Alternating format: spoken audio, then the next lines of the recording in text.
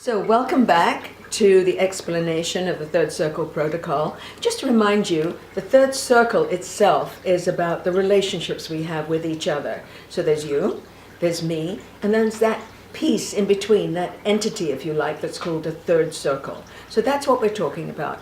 And today we're going to be talking about our relationship with our siblings. And our siblings are these wonderful people that train us how to live and interact with the rest of the world. How to treat each other and how to treat the people that we work for, the people that we love outside of the family, and people that we want to be friends with. The interesting thing about siblings, the downside, is that we're inclined to take snapshots of each other. So we're inclined to look at each other as we were when we were a kid.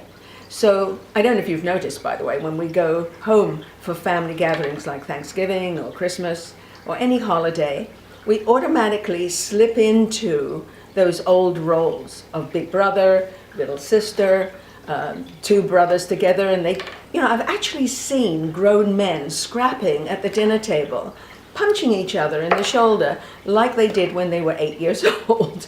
And the parents told them to stop doing it then, and they told them to stop doing it now, which is sort of crazy when you think about it. But that's what happens. We take snapshots of people. So how can that relationship mature and grow so that we treat each other as adults? You can decide and look at what your relationship was or what you pictured that person as when they were, say, 10 years old. What was the feeling you had about them at that age? Write it down, and from an adult perspective, see what you think about that.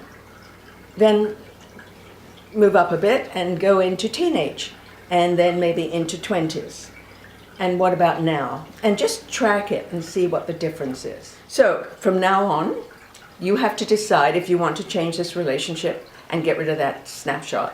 You have to decide what you're going to do by when. How are you going to use your value system to change your behavior towards your sibling? And what is it you're going to do by when?